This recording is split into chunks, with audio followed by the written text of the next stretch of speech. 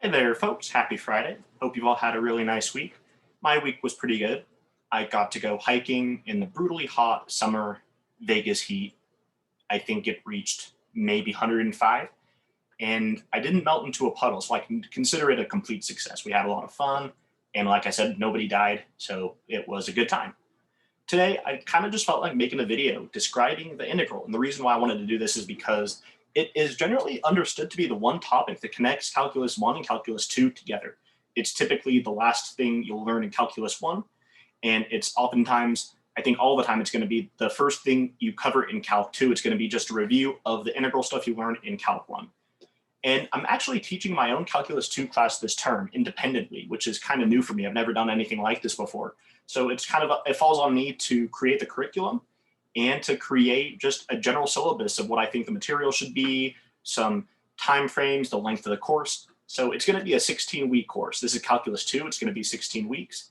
And it's going to start in just a few weeks. So I wanted to shamelessly plug that before we dive right in. I'm going to be teaching this class, and I invite anybody who wants to learn calculus to give me a call or email me. I'll put the information down into the description.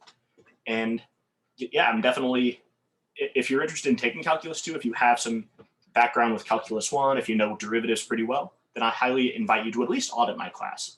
You can audit the class for free, but there is tuition if you want to enroll in the course. So like I said, you can get in touch with me and we can talk about our options. It'll be starting in about just a few weeks from now. So like I said, this video is all about the integral, and it is an integral part of math. I'm really, really funny, guys. Seriously. I don't know how everyone around me isn't just laughing all the time with how funny I am. So let's get into it. What is an integral exactly? So I want to start just by drawing this symbol because it's one of the most well-known math symbols there is.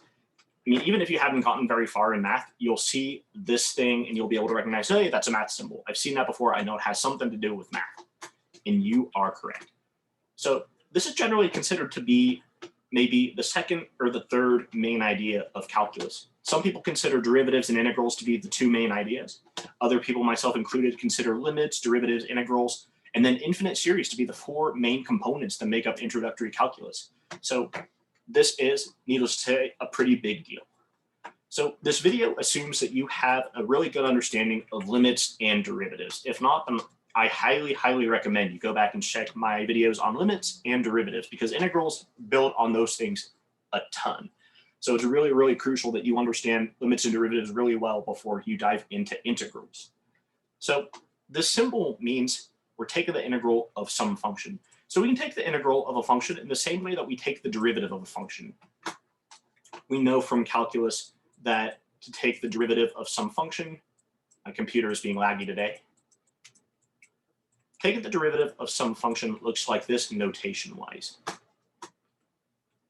And then we have some rigorous definition for the derivative of a function. And you might be wondering, why am I covering this in a video that's supposed to be about integrals? Well, it's because there is kind of a parallel between this concept and the concept of the integral. So derivatives and integrals, they both have kind of this general form you can always fall back on to find the derivative or the integral of a function. They both have a really rigorous limit definition of both of these things. And that's why I said that it is really, really important to understand limits and derivatives really well, because derivatives build on limits. Integrals build on limits and derivatives. And then later on in this class, we're going to be studying infinite series, which builds on all three of those things.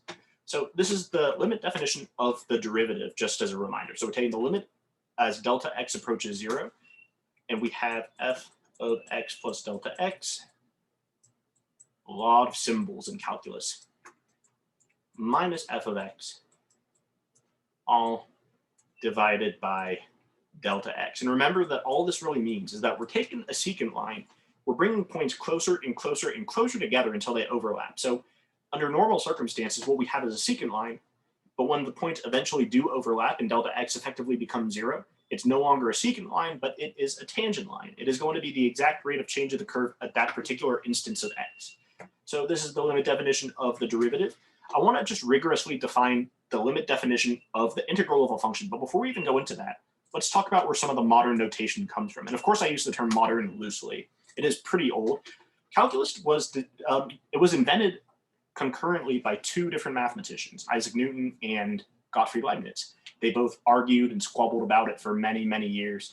And we take a little bit from both of those mathematicians in our modern approach to calculus. But a lot of our notation comes from Leibniz, including this notation for the integral. This is famously from Gottfried Leibniz. He used this notation and we took it from him, from his own exploration of the topic. So let's get into what an integral really is. So like I said, we do need to understand derivatives. So let's say we have some function, call that f of x. You know what? I think I might just be fancy and call it capital F of x.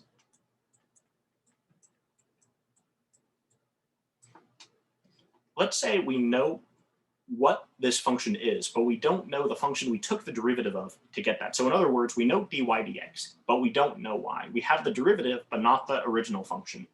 So up to this point, we're really, really good at taking derivatives. If they give us a function, we're really good at just applying our calculus knowledge, some of those handy derivative tools to find the derivative. We're not so good at working backwards at this point. We're not so good at understanding how to jump from this dy dx to just y. So that's why integration is such a powerful tool. Ultimately, it's the thing that allows us to do that. And I should have mentioned this before, but the integral and using it to solve a wide variety of problems is my main theme of this course. I kind of just decided to make that the official theme just because it all builds on the topic of an integral. So we're going to learn about integrals. We're going to learn all these integration strategies. And then we're going to learn how to unleash its power and use it to solve all of these complex problems in many different fields, including science, technology, medicine, engineering, so on and so forth. Highly useful and highly worth your time to learn this. So we have this, we want to work backwards. We have the derivative, but we want to have the original function. How do we work backwards from the derivative to the original function? So we're going to have to take something called the antiderivative. And there are many, many strategies for taking antiderivatives in the same way there are for taking derivatives of a function. But before we even get into that, let's figure out just mechanically and syntactically how that process is going to look. So we want to find y. And it's safe to assume that a lot of us are really good at algebra. We probably all had algebra 1, algebra 2, most definitely pre-calc and possibly calc 1. So we're really, really good at manipulating things algebraically. For example, we're used to solving things like this for a single variable. So for example, we know how to solve for y. We need to just multiply both sides by x and then divide both sides by 2. So this is kind of similar, but we have to use maybe some more advanced methods to get the answer that we're looking for. It's not just going to be simply multiplying and dividing, but that is a big part of it. So I see that we have a y right there. If we could just multiply everything by dx and then divide everything by d to make that cancel, life would be good, but unfortunately it doesn't work like that. We're going to have to get tricky. We're going to have to come up with a strategy in order to effectively manipulate this. So the multiplication rule does apply here first if we want to get rid of this differential. So remember the dy is just going to be a differential with respect to y, and then dx is just going to be a differential with respect to x. And I'm just going to, in case we forgot, I want to just draw a really cruddy picture that explains this just barely well enough so that we understand this at a more conceptual level. So remember, when we're taking derivatives, we have a secant line and then we have a tangent line. This is a secant line because it touches the graph in more than one location. This right here, I'm going to try my best not to mess it up, is the tangent line. You can see that it only touches the curve in one single point, and effectively it yields the exact rate of change of this particular value of x. So where am I going with this? Well, remember that we took delta x. So if here, I'm going to just get rid of this x for now. So remember that delta x is a measurable quantity. So a secant line, here, I think I messed that up. Here, let me just make it like that. So we have a secant line that converges, or I don't even think that's the right word. Converge has a very different meaning later on in this class, so I don't want to use it because it's already reserved. So what we have here is 2 points, or 3 actually, but we're only going to focus on these 2 where the line touches our curve. We know that the distance between them is measurable. It's delta x. So remember what happens if we take delta x to 0. And I'm trying not to go off on too much of a tangent. I am hilarious. So I'm trying not to go too far off on a tangent here, but I feel like this is really crucial for us to understand exactly what's going on in integration in the process. So we're taking delta x all the way down to 0. And then it's important to note that when delta x reaches 0, it's no longer delta x, but it's dx. So delta x is a measurable quantity. Dx is not. Dx is an inconceivably small change in x. And then the same thing goes for dy. So this would be delta y. So as delta x and delta y both shrink, they're both going to eventually become dx and dy as our secant line eventually converges to our tangent line. Only then do we have dx and dy instead of delta x and delta y. So I think I've wasted enough time on this topic. That's where this comes from. We call this a differential equation. A differential equation is just any equation that contains a derivative in some capacity. This has the derivative, dy dx is our derivative, so this is considered to be a differential equation. So let's start manipulating this. Remember, our ultimate goal is to find the function that has this derivative. So I want to start by manipulating this. I want to multiply both sides of our differential equation by dx. So effectively, we're going to get rid of the dx denominator in the fraction on the left side of our equation, and we add the dx, or I should say we multiply it on the right side. So like I said before, it would be super cool if we could just divide by d, but unfortunately it doesn't work like that. We don't want to think of this as a product of a variable d times a variable y, because that's definitely not it is. This is to be treated as one inseparable entity. We can't break it up. So how do we go from having dy to just y? Good question. I'm glad you asked. We have to take the integral of this because this refers to a derivative. An integral is the inverse. It's the opposite of a derivative. In the same way how addition and subtraction are opposites, we know addition cancels with subtraction. In the same way that multiplication and division cancel each other out. In the same way that logarithms and exponentials cancel each other out. So derivatives and integrals, they always cancel each other out. They are inverses of one another. So we have this dy. We're actually going to have to take the integral. So that's what it means to take the integral of something. We put this little symbol in front of it. And then, of course, we know by this point, whatever we do on the left side, we always have to do on the right side in order to preserve this equality right here. Didn't really give myself enough room, but I can remedy the situation. I'm experienced enough with Zoom to do at least that much. So now that we have this, you may not be exactly clear on what we're supposed to do, because if you are fresh out of Calc 1, it's possible. If you've just taken Calc 1, you do know how to integrate things pretty well. But I'm going to just go out on a limb and assume you don't.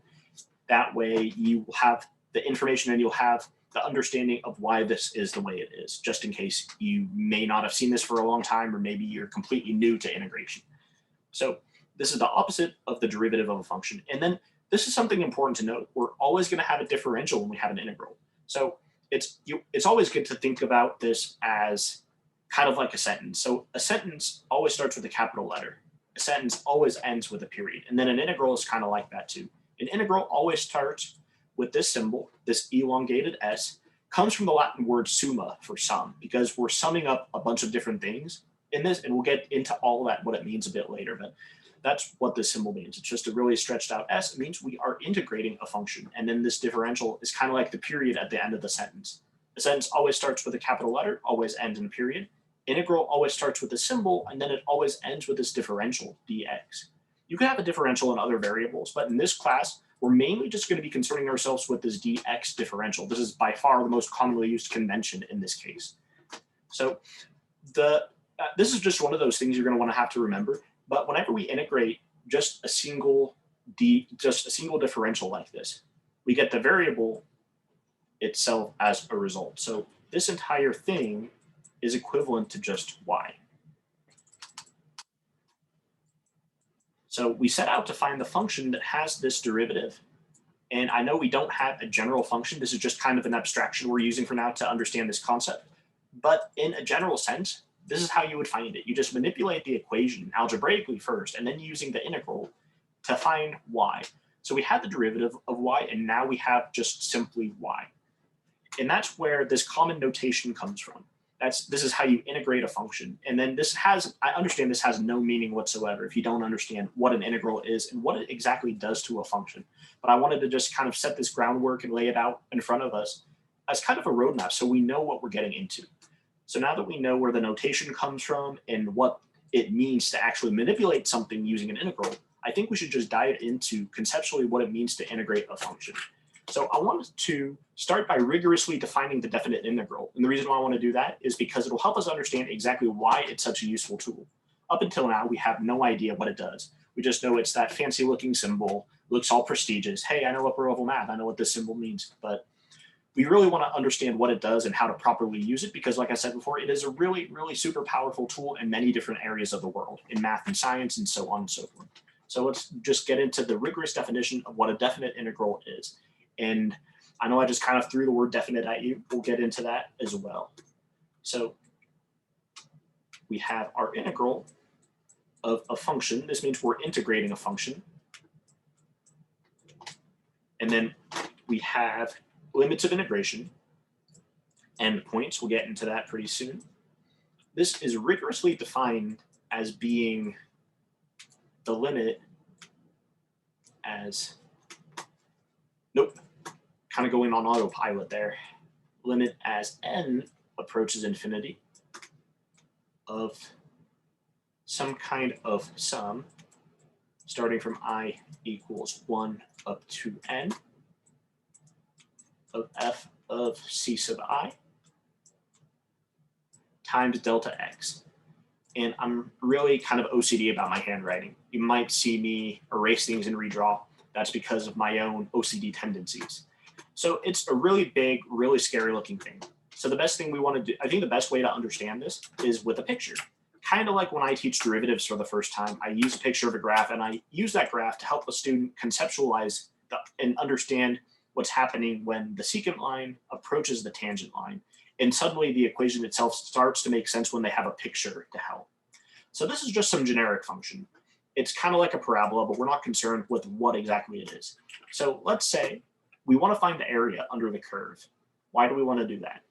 Well, you'll find out later on in this course, that finding the area under the curve is something that has many, many applications, especially in engineering and physics. Being able to find the area bounded underneath a curve, the area between the curve and the x-axis, gives you a great deal of information if you're planning on studying science, physics, engineering, even medicine, things like that, economics. So finding the area under the curve is a problem that we're going to learn how to solve effectively in this class. One of the main ideas. So up to this point, we have no idea really how that process works. So let's say we approximate it.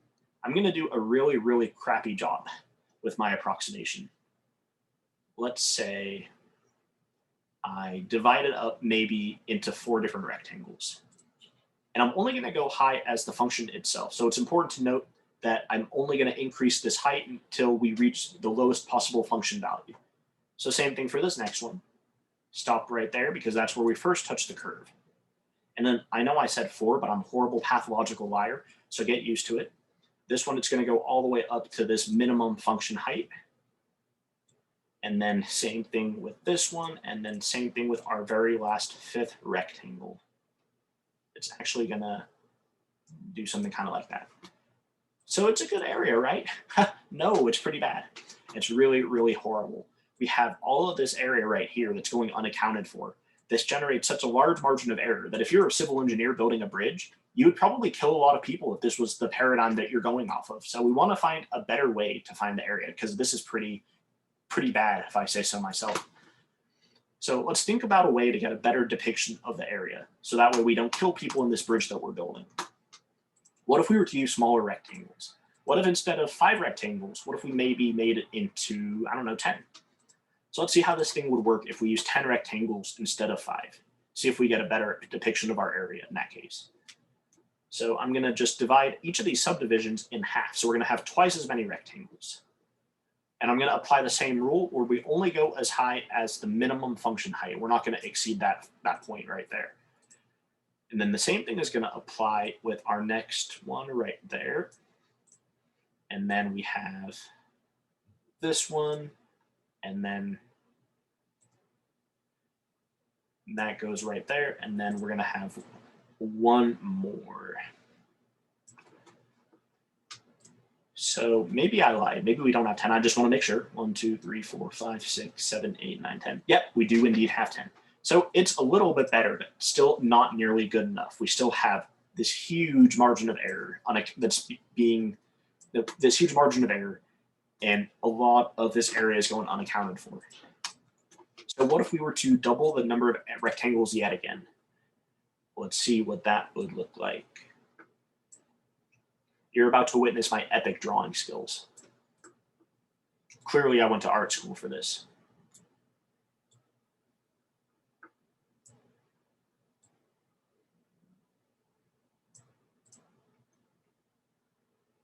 And you'll notice how towards the top of the graph, it doesn't have as big a difference as it does when we reach the x-intercepts on the left side and the right side. And there's a good reason for that, and we will be exploring that in depth later on in the course. And if you think this video is just a chance for me to advertise my course and take money from you, you are absolutely right. That is my main prerogative. That's my MO, money. It makes the world go round. So as you can see, our area gets better yet. But what if I told you there's an exact number of rectangles we can use to get the exact area that we're looking for? Because we can see now that even with 20 rectangles, we still have a lot of untapped area. So I'm proposing that there is a number of rectangles we can do that would create no untapped area whatsoever. So this has a margin of error. What if I told you there was a number of rectangles we can add to this that would have zero error whatsoever, that gives us the 100% exact area bounded by this curve? You'd probably say I'm crazy, and you might be right in some circumstances, but that number is actually infinity. So let's talk about what this big, scary looking thing really means. Let's take it piece by piece and break it up and understand what each of the parts represent in terms of the whole. So we're pretty good with limits by now. We know what limits do.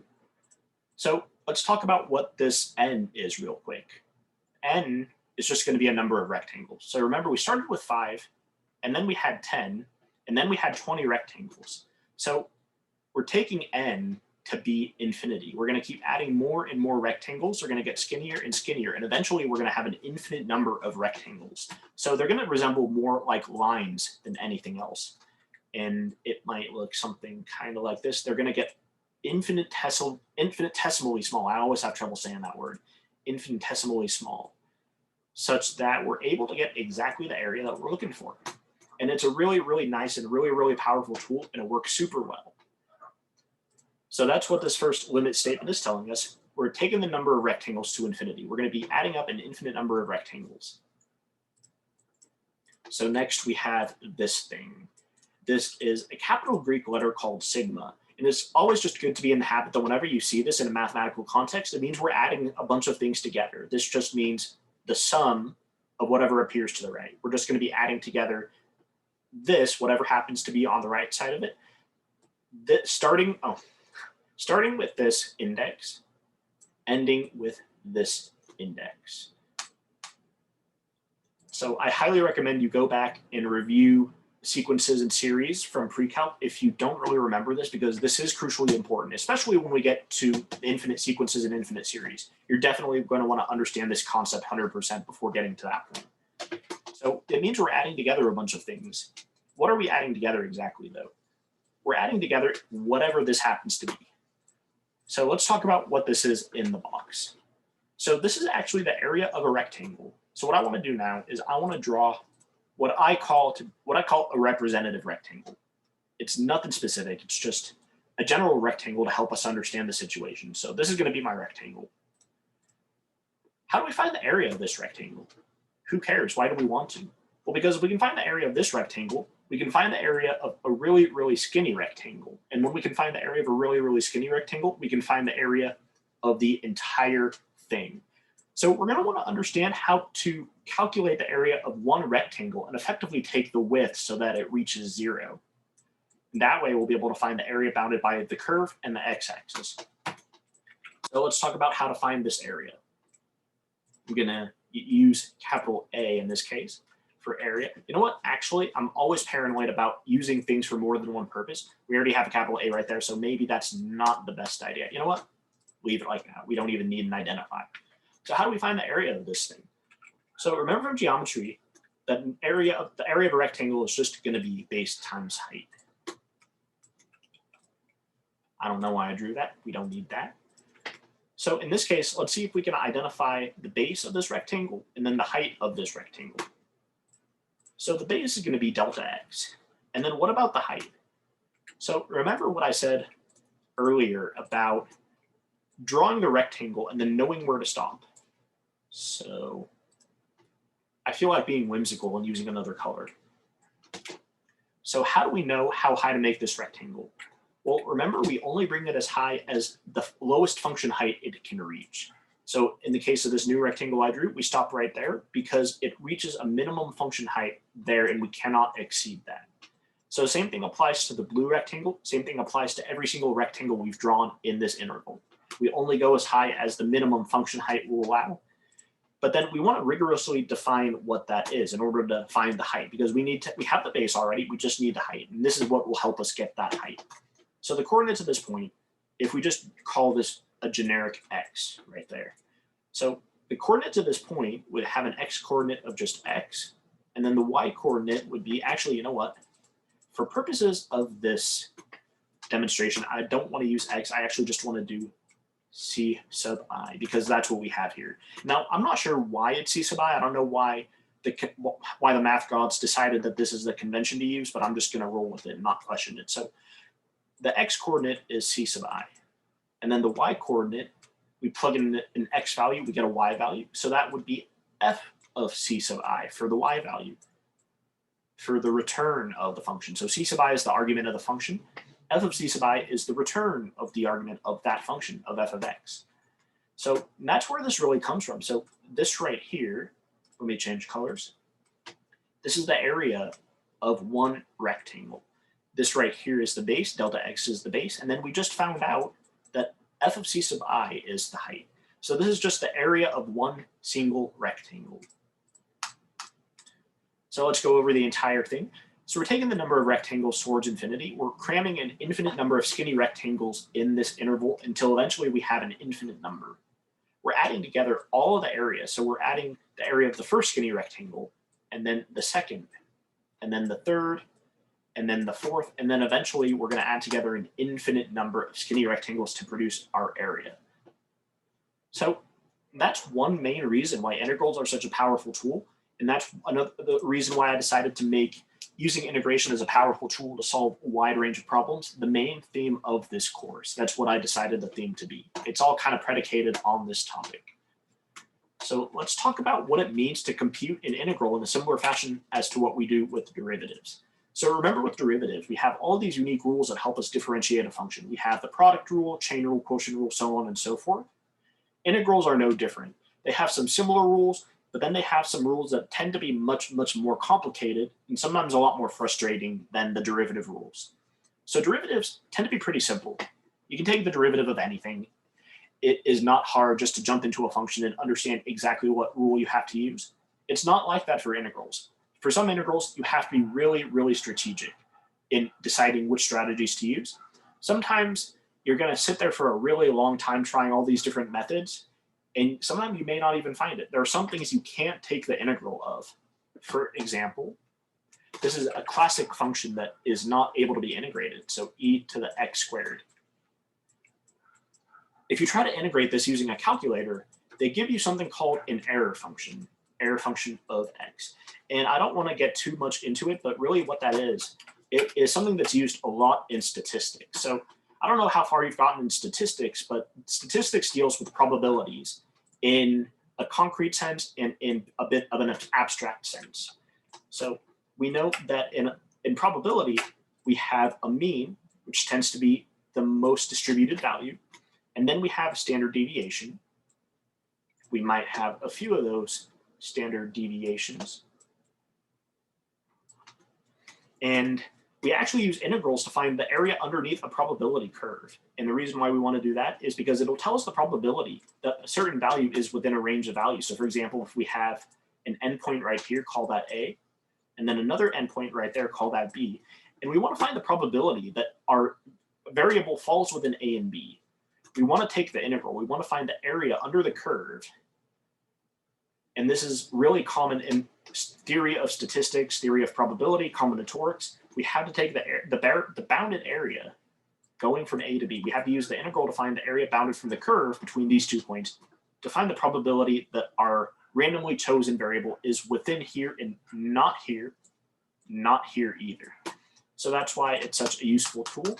And this is just something that can't be integrated. If you want to find a particular probability of a function like this, you're going to have to use a calculator, because this cannot be integrated using our own mechanical methods we're going to be learning in this class.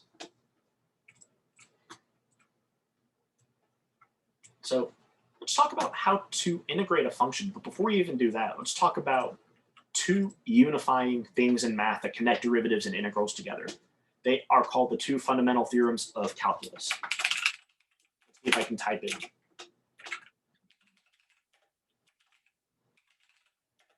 I'm really good at typing until I know that someone's going to be watching me later, watching this video later, and I screw everything up. So you know what you're getting into. This is going to be fundamental theorems of calculus. There are two of them. So the first one tells us that derivatives and integrals are opposites of each other. So for example,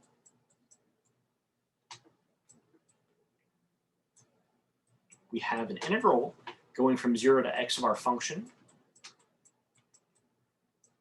Actually, I'm going to make this a variable, a function in terms of t. So this is our first fundamental theorem of calculus. It's the thing that establishes derivatives and integrals as opposites of each other. It tells us that when we take the derivative of an integral, they both go away, and we get just our function left over as a result. So remember, you see that we have f of t dt. We have a function of t. So when we apply this first fundamental theorem of calculus, when the derivative and the integral, they cancel each other out, we no longer have a function of t. We have a function of whatever this variable happens to be.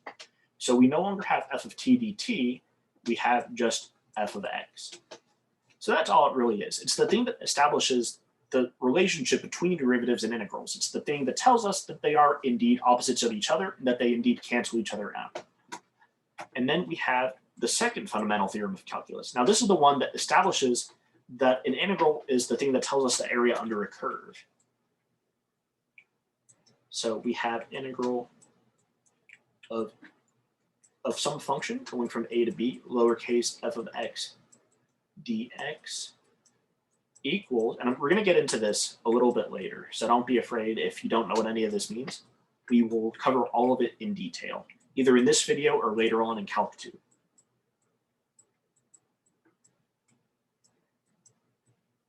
So we have the integral going from a to b. Remember that this is just the area bounded underneath the x-axis, between the x-axis and the graph of our function, with our starting point, which is a, and our ending point, which is b. Tells us where to start and when to end when we're trying to count the area, trying to figure out what the area is under the curve between those 2 points. This is going to be the antiderivative evaluated at our top endpoint minus the antiderivative evaluated at our bottom endpoint. So this is the thing that tells us that the integral gives us the area under a curve. So we have the first fundamental theorem of calculus, and we have the second fundamental theorem of calculus. Now let's get into actually how to integrate things. So by this point, we know derivatives and integrals are opposites of each other. We know how to take the derivative of x squared, for example. So for example, I find myself saying for example a lot. So we have f of x. That would be, I'm just going to call it x squared. It's a nice generic function to use. The derivative of that, of course, is just going to be 2x.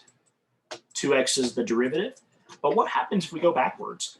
What if we're given this and we don't know this part right here? Is it possible to work backwards? Absolutely is. So this is when we want to use something called an antiderivative. So an antiderivative is exactly what it sounds like. We're doing the reverse of a derivative. So how do we go from x squared to 2x? So we use a little something called the power rule. We have to take the exponent, multiply it out front, and then we have to subtract 1 from that exponent. So this just, it's going to be 2x to the first power. That is the power rule for derivatives. Now we're going to learn something called the power rule for antiderivatives. So we're going to do the exact opposite. So we have 2x. First thing we're going to do is we're going to add 1 to the exponent. We start with a 1. We're going to add 1 to it. We're going to get a 2. And then we're going to divide everything by that result. So our result is 2. We're going to divide everything by 2. And we are given just plain old x squared. But then we also have to have something extra. we have to have a constant in there. And you might be wondering, why the heck do we have to have a constant? Where does this plus c come from? I am so glad you asked. We'll talk about that a little bit. So let's say we don't just have x squared. What if we have x squared plus 3? Let's say we have g of x is x squared plus, I don't know, plus 1. It works. So we know when we take the derivative of x squared plus 3, we get 2x. When we take the derivative of x squared plus 1, we also get 2x. So this kind of begs the question, when we work backwards, when we take the antiderivative, how do we know what constant was there from the beginning? The truth is we don't know. There could have been a 3 there. There could have been a 1 there. There could have been nothing there whatsoever. It could just be 2x with no constant, but we don't know. We just have no clue. So that's why we always put the constant there. It could be 1, could be 3, could be literally any real number under the sun. We don't know what it is, so that's why we always put a plus c when we're dealing with this kind of problem. That's why we always put the plus c when we take the antiderivative of a function. We don't know what was there before, and that's why we have that. Now, I don't want to go too far in detail. Like I said, I do want people to take my class. I don't want to just give away all the content for free. And you might have a bit of a social life. I like to lie to people and say I have one, even though I don't really have one. So let's wrap this up pretty quickly. I think we've covered most of the main ideas of integrals, what they are, where they come from, and why they are useful. So actually, I think we have covered basically everything I wanted to cover in this introductory lesson on what integrals are. So I encourage you to watch the other calculus videos in this channel. We have quite a bit on limits, derivatives, and there are a lot on integrals as well. We have a lot of videos covering a lot of the integration strategies. So I invite you to check those out if you have a hunger for knowledge. And you have a wonderful evening. I'll see you in the next video. Peace out.